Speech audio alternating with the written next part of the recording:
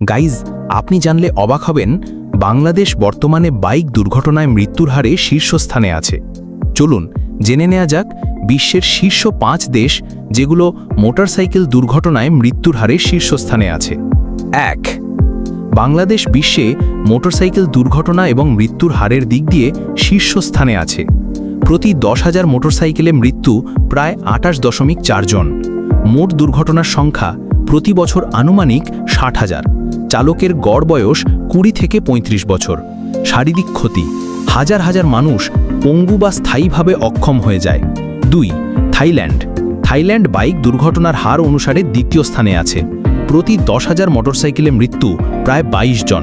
মোট দুর্ঘটনার সংখ্যা প্রতি বছর প্রায় 22,134টি।